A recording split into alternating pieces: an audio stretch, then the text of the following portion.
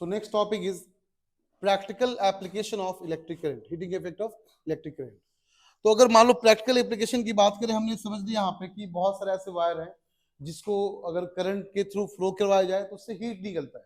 तो हीट निकलना हमारे लिए एक फायदेमंद भी चीज है। हमने क्या किया, कन्वर्ट किया इसको एप्लीकेशन को, हमने अपने यूज के लिए कन्वर्ट किया। लाइक अगर आपने देखा होगा, पानी गर्म करके नहाने के लिए आपको हीटर बनाया गया, गीजर बनाया गया, और एयर ब्लोअर बनाया गया बाल को गर्म करने के लिए, नहाने के बाद जो यूज करते हैं हम लोग। तो बेसिकली ऐसे बहुत सारे इक्विपमेंट बनाए गए हैं जिसको हम यूज करते हैं, हीटिंग इफेक्ट में यूज करते हैं। तो आप देख सकते हैं यहाँ पे ऐसा कौन सा और बहुत सारे इक्विपमेंट है जो उसके यूज करने के लिए हम देख रहे हैं यहाँ पे। तो पहला पोर्शन आपका है कि बल्ब की बात करें, जिसको हम टंगस्टन से बनाता है, जिसकी वैल्यू कितना होता है 3380 डिग्री सेल्सियस। आप एनसीईआरटी बुक के अंदर देख सकते हो यहाँ पे एक बहुत इंपॉर्टेंट सेंटेंस यहाँ पे, जो कि बोर्ड के लिए बहुत इंपॉर्टेंट है। आप समझना बात को, यहाँ बहुत अच्छा क्वेश्चन बन सकता है यहाँ पे हमारे लिए। The filament must retain as much of the heat generated as is possible so that it gets very hot and emits light. It must not melt at such high temperature. A strong metal with a high melting point such as tungsten is used for making bulb filament. अगर मान लो कोई भी ऐसा filament use कर ले जो गर्म होने के बाद ही आपका जल्दी से टूट जाए, ब्रेक कर जाए, कि बल्ब आपका ग्लो नहीं कर पाएगा, लाइट निकल नहीं पाएगा, इसका मतलब उसका मेल्टिंग पॉइंट एंड आपका मेल्टिंग पॉइंट बहुत ज्यादा हाई होना चाहिए। तो टंगस्टन ऐसा एलिमेंट है जिसका मेल्टिंग पॉइंट बहुत हाई होता है। कहने का मतलब ये हुआ, करंट निकलने के बाद, हीट डिसिपेट करने के बाद भी वो टूट कर अलग नहीं होता है। ये सिर्फ टंगस्टन के अंदर प्रॉपर्टी होती है। इसे इस टंगस्टन को यूज करते हैं बल्ब फिलामेंट के अंदर। In the same way fuse use करते हैं हम लोग करंट के फ्लो में, और जो कनेक्शन उसका सीरीज में होना चाहिए।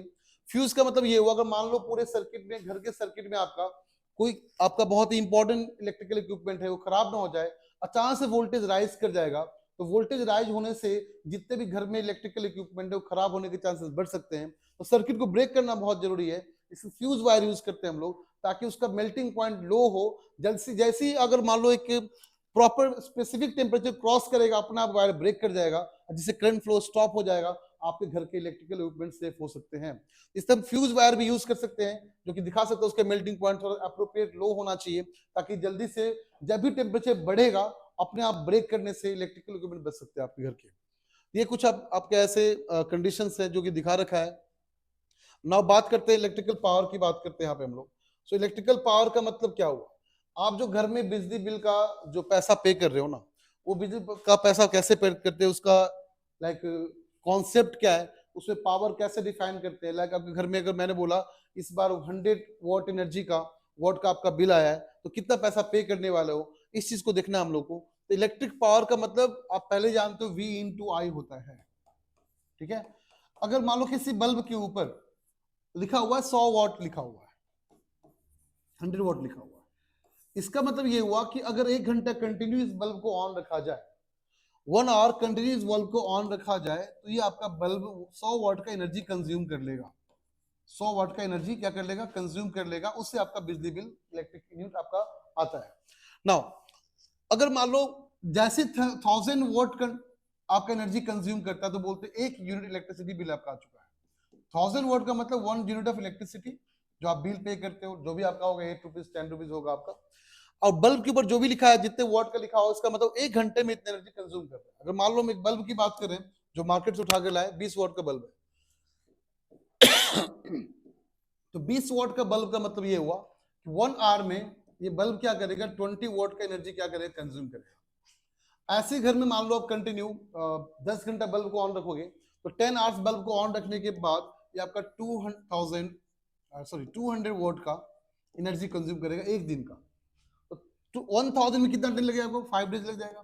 तो 5 डेज कंटिन्यूसली एक बल्ब को ऑन किया जाए 10 घंटे के हिसाब से, तो आपका 1000 वॉट एनर्जी मिलेगा। मतलब कहने का ये हुआ, एक 20 वॉट का बल्ब कंटिन्यू 5 दिन ऑन रहेगा 10 घंटे के लिए, तो आपका 1 यूनिट का इलेक्ट्रिसिटी बिल आता है फॉर 5 डेज।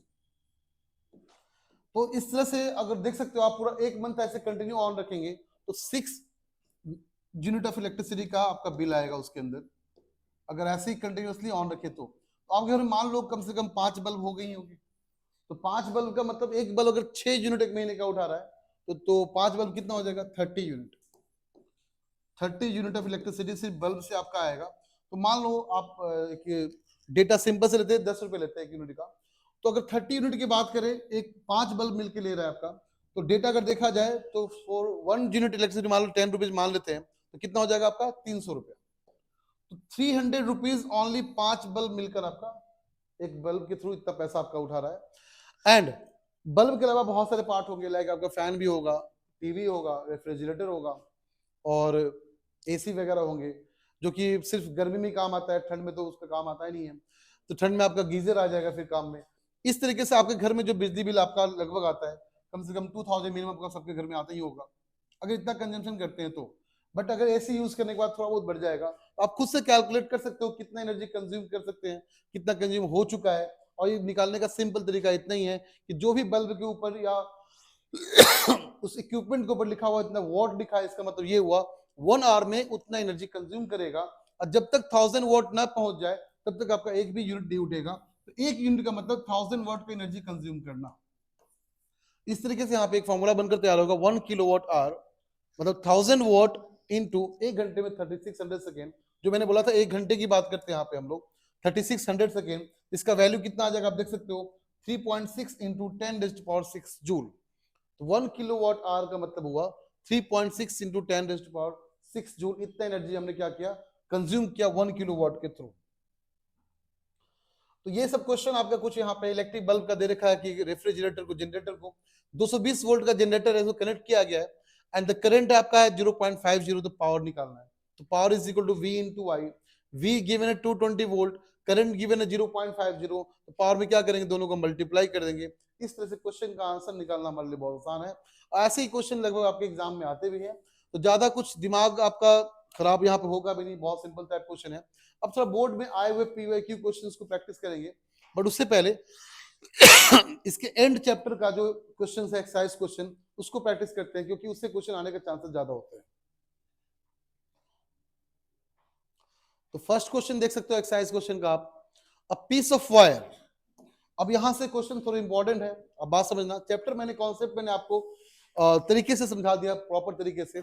अभी एक्सरसाइज डिस्कस करेंगे, फिर PYQ क्वेश्चंस को स्टार्ट करेंगे। इसमें एक लेक्चर और लगेगा। PYQ में हम लोग MCQs में आए questions and theoretical questions and आपका न्यूमेरिकल क्वेश्चन, तीनों को अलग अलग करके पढ़ाएंगे आपको हम। बट अभी हम पहले डिस्कस करेंगे कौन सा आपका, अभी डिस्कस करेंगे हम लोग सिर्फ एक्सरसाइज क्वेश्चन। बोला piece of wire of resistance R is cut into 5 equal parts. These parts are then connected in parallel.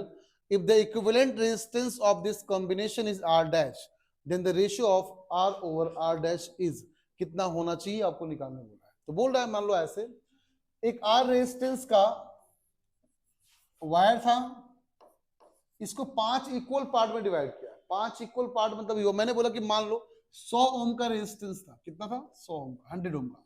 इसको 5 इक्वल पार्ट में डिवाइड करने मतलब कितना होगा सबका, 20 ओम। कैसे निकाला आपने, आप बोलोगे सर 100/5, 100/5, 100/5, 5 पार्ट था, इसलिए सबको 5 से डिवाइड कर दिए, 100/5 एंड 100/5। तो कितना हो जाएगा, 20, 20, 20, 20, जो भी आपका है 20। In the same way R ओम का रेजिस्टेंस था, 5 पार्ट डिवाइड करने का मतलब कितना हो जाएगा, ये R/5, क्योंकि 5 से डिवाइड करना है। इतना पता चल गया आपको कि 5 से डिवाइड क्यों करना है, बिकॉज इक्वल 5 पार्ट में डिवाइड किया इसलिए। ये भी क्या हो जाएगा, दूसरे वाला भी R/5, R/5, R/5 and R/5। ये 5 पार्ट इक्वल पार्ट मिलने के बाद क्वेश्चन बोल रहा है आपका इन सबको पैरेलल में कनेक्शन करना है। तो पैरेलल का मतलब क्या होता है, आपको पता ही होता है। तो पैरेलल कनेक्शन करने के बाद 1/R डैश सबको क्या करना है, रेसिप्रोकल करके ऐड कर देना है। तो क्या हो जाएगा आपका, इसको अगर 1 में R/5 लिखना है, फिर इसको भी 1 में R/5 लिखना है, सबको ऐसे ही करना है, 5 तक ऐसे ही करना है R/5। तो 5 ऊपर चला जाएगा आपका, ये हो जाएगा 5/R plus 5/R plus 5/R plus 5/R plus 5/R। तो इसको बस ऐड करना है आपको। ऐड करने का कितना मतलब हो जाएगा आपका, R plus R plus LCM कितना हो जाएगा नीचे आपका, R ही हो जाएगा। So we can write here, जो हमारा R डैश आया, क्या आया, 1/R dash equal to 25/R। Okay, तो ये हमारा R डैश आ गया R/25। सो R डैश का वैल्यू मिल गया हम लोग को R/25। अब क्वेश्चन बोल रहा है कि what is the ratio of R/R dash. तो R/R डैश निकालने के लिए हमें क्या करना है, R को R डैश डिवाइड करना है। R/R डैश का मतलब, R तो क्वेश्चन में दे ही रखा पहले से, R डैश कितना आपका आया, R/25। 25, are got cancel out, कितना हो जाएगा 25। कौन सा ऑप्शन है? डी ऑप्शन है। तो D is the correct option जो आपको मिल गया। आर और आर डैश का आंसर आपका 25 आ गया। ये एग्जाम में क्वेश्चन, बोर्ड एग्जाम में क्वेश्चन आया हुआ है, तो ऐसे क्वेश्चन आपको खुद से करने आना चाहिए। लाइक ये क्वेश्चन तो 5 पार्ट बोल दिया, अगर क्वेश्चन बोल देगा 3 पार्ट में डिवाइड किया, 2 पार्ट डिवाइड किया, तो आप इसको होमवर्क लिखो, आप मुझे कमेंट बॉक्स में कमेंट करना आपका आंसर कितना आया। आप इसको करना जरूर कि एक आर रेजिस्टेंस को 3 पार्ट में डिवाइड किया, 4 पार्ट में डिवाइड किया, then find the value of R over R dash, और 2 पार्ट में डिवाइड किया। खुद से क्वेश्चन करना है आपको और इसका आंसर निकाल कर मुझे कमेंट करना है। उस टाइम पे कुछ भी डाउट हो मुझे बताना है, आपको दोबारा सॉल्व करके दिखाएंगे। ये क्वेश्चन आपके लिए होमवर्क रहेगा, इसको जरूर करना सॉल्व, और ट्राई करना है इसका आंसर एक्यूरेट निकाले। बोर्ड में ऐसे क्वेश्चन अगर आएंगे, इस टाइप क्वेश्चन अगर बनाएगा, हो सकता है थोड़ा बहुत चेंजिंग कर दे या डेटा से क्वेश्चन को पुटअप कर दे। डेटा मतलब ये हुआ, बोल देगा मान लो 100 ओम का रेजिस्टेंस है, फर्स्ट का रेजिस्टेंस वैल्यू 3 टाइम्स ज्यादा है सेकेंड वाले से, फोर्थ वाला जो रेजिस्टेंस है 4 टाइम्स बड़ा है फर्स्ट वाले से। ऐसे करके क्वेश्चंस को भी पुटअप कर सकता है। तो आपको बस कॉन्सेप्ट पे फोकस करना है कि पैरेलल रहेगा तो आपको सबको क्या करना है, रेसिप्रोकल को ऐड करना है, सीरीज रहा तो डायरेक्टली ऐड करना है, एंड फाइनली आंसर कैसे निकालोगे, तो फाइनली जो भी आपको बोला आर ओवर आर डैश, तो आर डैश निकाल कर आर से डिवाइड करके आंसर प्रॉपर निकाल। होप करते लॉजिक क्लियर होगा, कॉन्सेप्ट क्लियर होगा, आपको डाउट यहाँ पे नहीं होना चाहिए। तो कॉपी कर लो आप लोग। So next question is 220 volt का अगर पोटेंशियल डिफरेंस प्रोवाइड किया गया है एक इलेक्ट्रिक बल्ब को, जिसका 100 वाट इसका पावर है, हमें बताना कि इसी बल्ब को अगर मान लो 110 वोल्ट का पोटेंशियल डिफरेंस प्रोवाइड किया जाए तो पावर उस टाइम पे कितना होगा, ये आपको निकालना है। तो हमें बता कि P इज इक्वल टू होता है B square over R. So power आपका 100 है, 100 इज इक्वल टू V आपका गिवन है 220, 220 इंटू 220 ओवर आर। तो आर कितना हो जाएगा आपका, आर हो जाएगा 220 into 220 over 100, so that becomes 22 into 22 ohm. इतना वैल्यू आपका मान लो आया ना। सेम कंडीशन में अगर मान लो अब उस बल्ब को 110 वोल्ट प्रोवाइड किया जाए तो पावर निकालना कितना होगा, तो P इज इक्वल टू होगा आपका V स्क्वायर ओवर आर। तो V आपका कितना है नेक्स्ट पे 110 volt, so 110 into 110 over R कितना आपका 22 इंटू 22।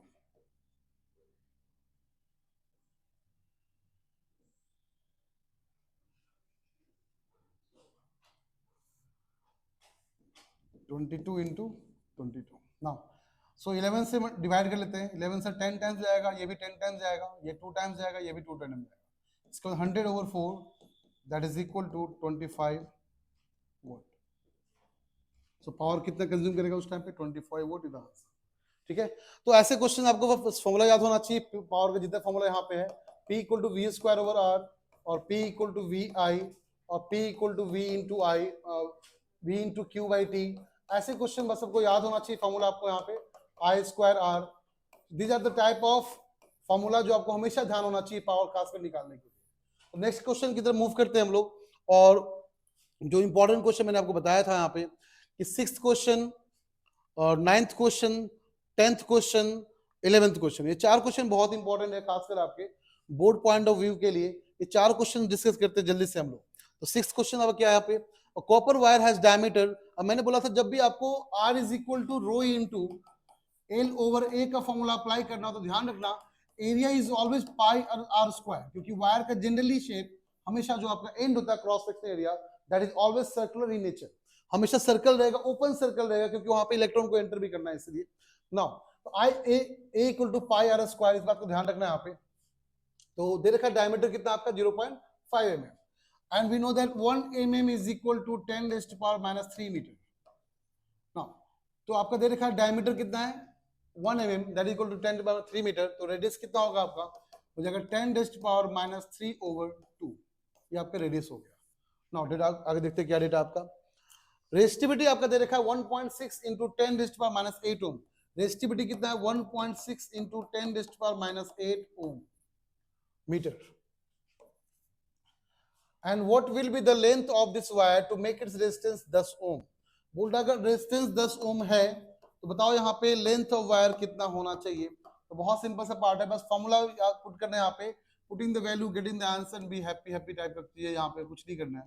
रेजिस्टेंस आपका 10 है, रो आपका 1.6 इंटू 10⁻⁸ है, लेंथ आपको निकालना है, एरिया आपका पाई आर स्क्वायर है, तो पाई इंटू 10⁻³ का होल स्क्वायर।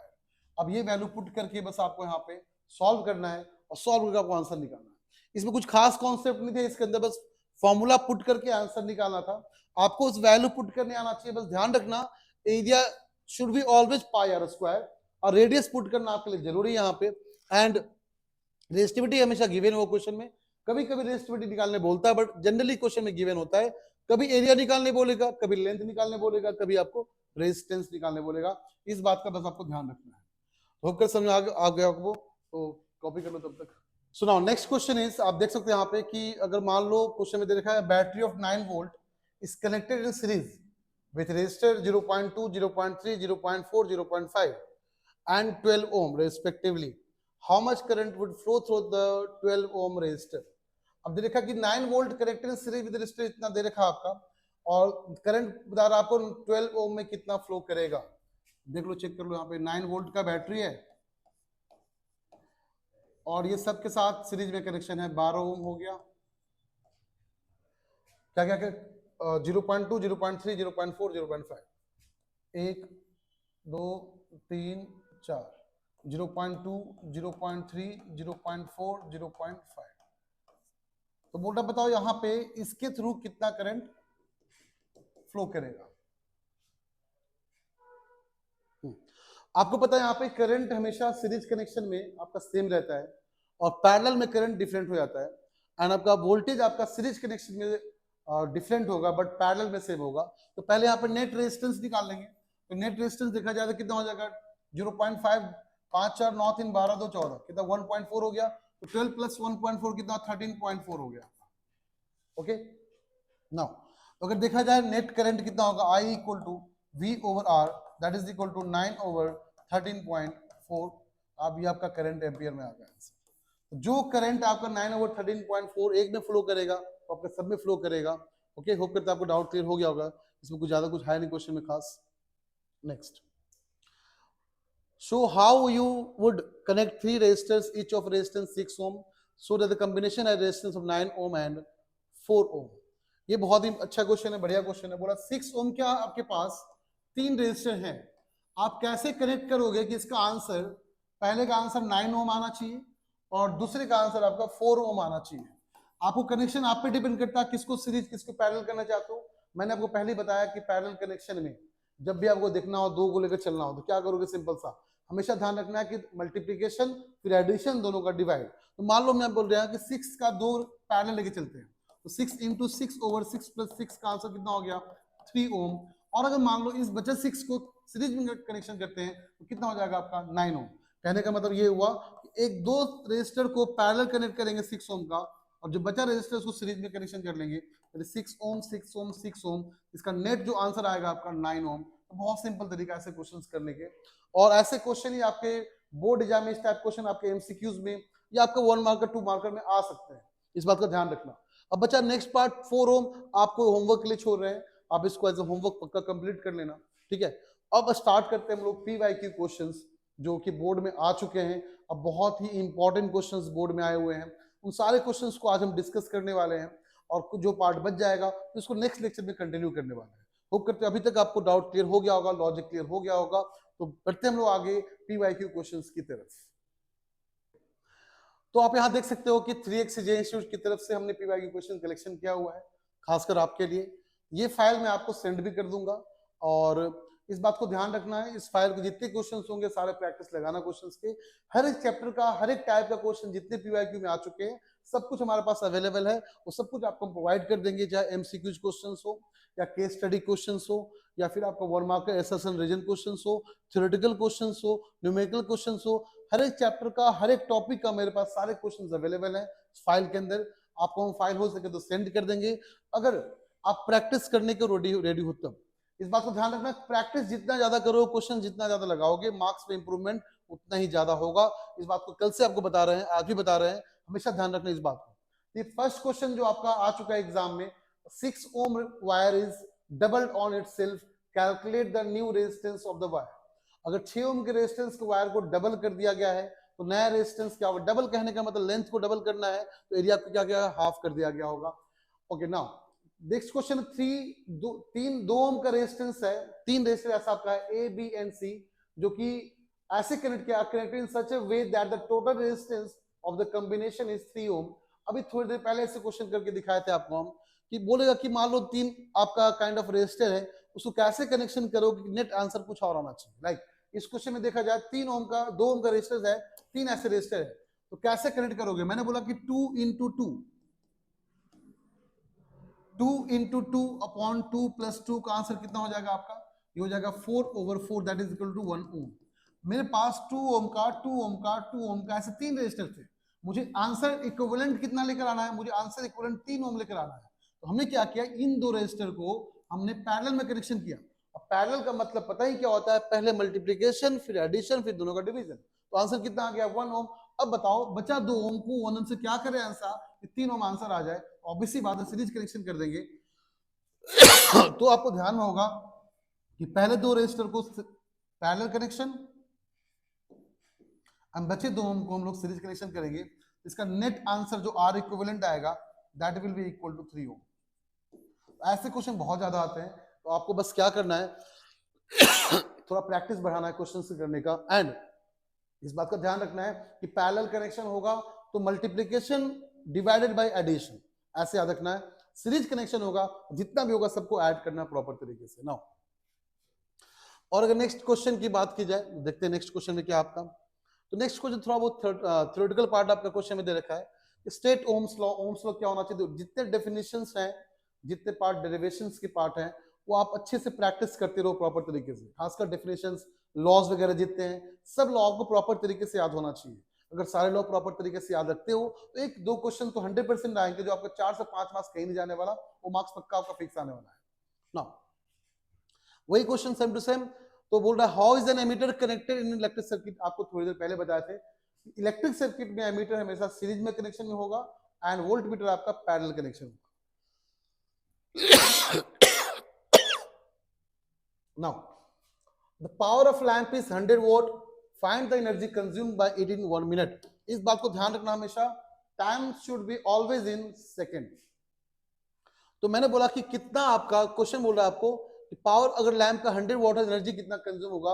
आपको थोड़ी देर पहले बताए थे एनर्जी मतलब heat, that is equal to power into time.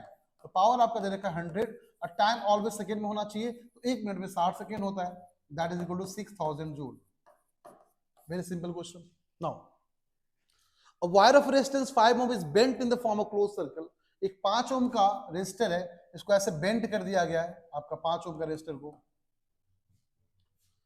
Find the resistance between 2 points at the end of the diameter. अब देखो यहाँ पे एंड ऑफ द डायमीटर पे इस तरह से आपको निकालना है कि बताओ यहाँ पे कितना नेट रेजिस्टर होगा। बताओ पहली बात, अगर यहाँ पे सर्किट को फ्लो करवाएंगे, करंट को फ्लो करवाएंगे, तो करंट 2 पार्ट में डिवाइड हो गया। तो 5 ओम को 2 पार्ट डिवाइड करने का मतलब ये हुआ, ऊपर 2.5 ओम, नीचे भी 2.5 ओम। अब क्या कनेक्शन बन गया आपका, पैरेलल कनेक्शन। तो पैरेलल कनेक्शन फॉर्मूला अप्लाई करेंगे, कैसे करेंगे, 2.5 into 2.5 over 2.5 plus 2.5 that is equal to 6.25 over 5। आपका आंसर हो जाएगा 1.25। ये आपका नेट ओम का रेजिस्टर आ जाएगा। तो ध्यान रखना इस बात को कि एक 5 ओम के रेजिस्टर को बेंट करके आपका सर्कुलर पोर्शन बनाया है और दोनों एंड को क्या किया, यहाँ पे एक कनेक्शन आपको बैटरी लगा दिया है कि जहां से करंट फ्लो करेगा। तो बैटरी लगाने से करंट का डिवीजन हो जाएगा, और करंट का डिवीजन वही होता है जहां पैरेलल कनेक्शन होता है। तो करंट के डिवीजन से 5 ओम का रेजिस्टर 2 पार्ट में डिवाइड हो गया, 2.5 ओम का ऊपर, 2.5 ओम का नीचे। इस तरीके से 2.5 ohm and 2.5 ohm, 2.5 ohm and 2.5 ohm becomes the parallel connection. अब पैरेलल कनेक्शन करने का सिंपल तरीका, multiplication, division by division and addition. ये 3 क्वेश्चन को हमेशा ध्यान रखना है आप लोगों को। होप करते हैं आपको लॉजिक समझ में आ गया होगा। ये सब बोर्ड में आए हुए क्वेश्चन है, आपको हमेशा ध्यान में होना चाहिए, ऐसे क्वेश्चन का तरीका करने का पता होना चाहिए ना। तो नेक्स्ट लेक्चर में हम लोग ऐसे जितने सारे क्वेश्चन है सारे प्रैक्टिस करेंगे, और खासकर ग्राफिकल क्वेश्चंस ओम्स लॉ की हमेशा प्रैक्टिस करते रहना। जैसे इस क्वेश्चन की बात करें, आप देख सकते हो एक सिंबल बनाया है, रेजिस्टर रेजिस्टर का सिंबल है, ये क्लोज स्विच का सिंबल है। ऐसे क्वेश्चन जितने भी आ चुके बोर्ड एग्जाम में, उसको नेक्स्ट लेक्चर में प्रैक्टिस करेंगे। और हम लोग अच्छे से और प्रैक्टिस करके इस चैप्टर में खासकर कॉन्फिडेंस लेकर आएंगे। और इस बात का ध्यान रखना है कि प्रैक्टिस आप हमेशा क्वेश्चंस का करते रहो। जितना नंबर ऑफ क्वेश्चन प्रैक्टिस करोगे उतना आपका कॉन्फिडेंस जनरेट होगा, उतना कॉन्फिडेंस बढ़ेगा और बोर्ड में क्वेश्चंस के मार्क्स आने के आपके चांसेस बहुत ज्यादा हो जाएंगे। तब तक के लिए हम लोग आप प्रैक्टिस करते रहो। मिलते फिर नेक्स्ट लेक्चर में। आपको जो भी डाउट हो कमेंट बॉक्स में कमेंट करें, हमारे वीडियो को लाइक करें, सब्सक्राइब करें एंड आगे बढ़ते रहें। Thank you so much.